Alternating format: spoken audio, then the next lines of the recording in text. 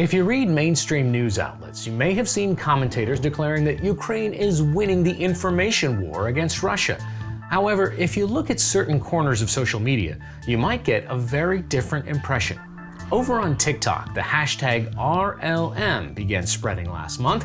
It's short for Russian Lives Matter, a blatant appropriation of the Black Lives Matter slogan.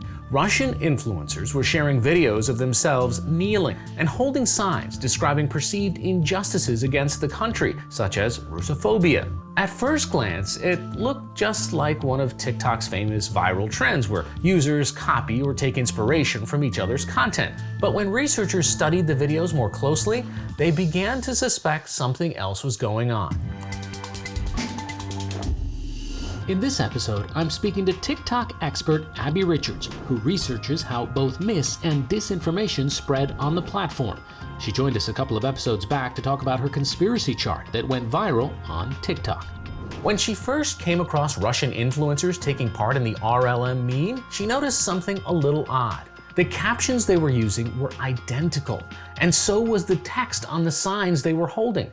That's not really how TikTok posts work. Like, trends exist and people will do the same meme, but they'll usually add their own take on this. And then it got even more strange. Once we were looking through all of the videos, there were some that had some very sloppy copy paste in the caption. So when you translated it from Russian, it said, "You can publish description, Russian Lives Matter, hashtag RLM." So they just lifted the whole phrase instead of the specific part that they were supposed to. They were just lazy. Yeah, it was sloppy. It was sloppy. Another red flag was the date the videos had appeared.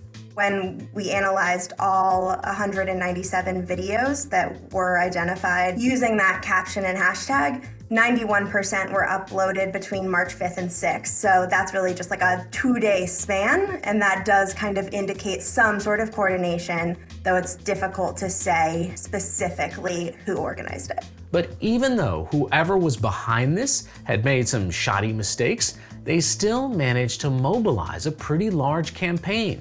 Abby identified more than 180 Russian influencers who posted the RLM hashtag. The exact same users were also involved in other suspicious campaigns as well, such as a dance routine featuring the letter Z, which is being used by Russia as a pro-war symbol.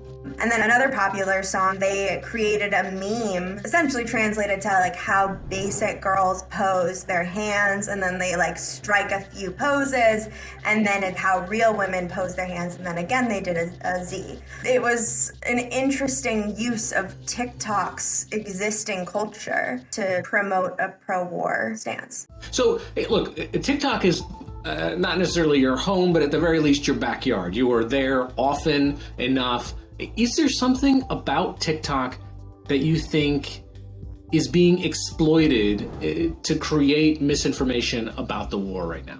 I think that TikTok's platform design is fundamentally incompatible with a crisis moment, especially like early moments of the invasion when there is this information vacuum and we don't really know what's going on, but we all are feeling a lot of anxiety, and it's very easy for misinformation and disinformation to fill that information vacuum, and TikTok really helps because it's so algorithmically driven. According to Abby, TikTok's algorithm design is a major contributor to the spread of disinformation.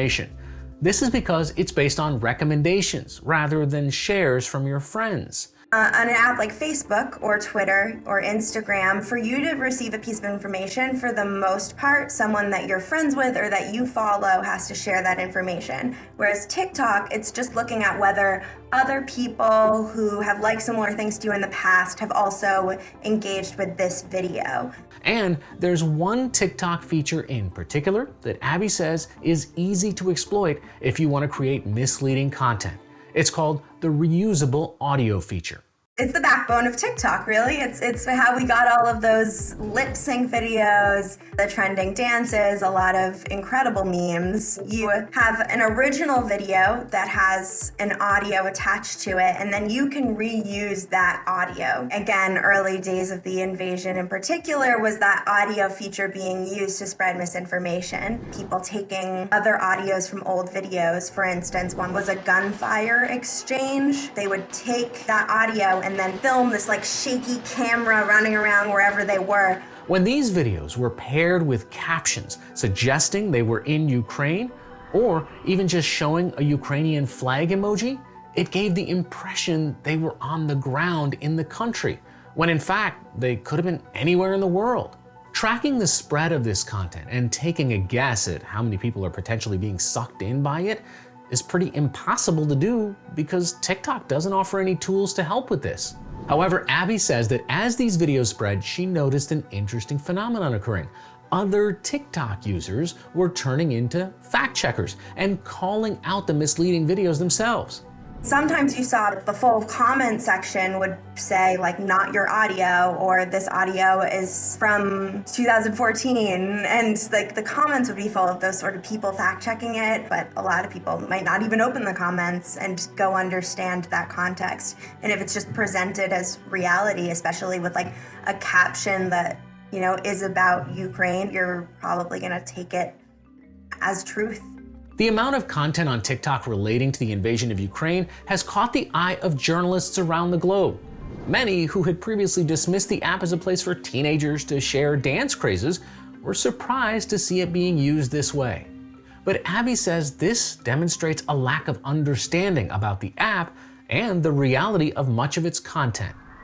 I would say that it's been overlooked a lot historically, especially when it comes to the role it plays in spreading misinformation, but also in the role it plays in spreading like high quality information. I think a lot of high quality information sources were pretty slow on that uptake of getting on TikTok and figuring out how to spread information on that platform. It's been underestimated in a couple of different senses, and it'll be interesting to see if people are starting to grasp onto its power. Given TikTok's massive growth, Abby believes the platform needs to do much more to help its users navigate misleading content. I think all platforms have responsibility for what is on their platform, especially when it's spreading false information. TikTok, for what it's worth, has some of the best community guidelines that we really have seen so far compared to like other platforms. Their problem would be enforcing those community guidelines. What I would love to see would be further transparency for their moderation systems and more willingness to work with researchers when it comes to like creating tools and supplying data. And then I think also amplifying high quality information as well. As the war in Ukraine continues, we expect more disinformation campaigns will arise as well, across different platforms. We'll be keeping an eye on them all, helping you to sort fact from fiction. Until next time, I'm Hari Srinivasan, and this is Take on Fake.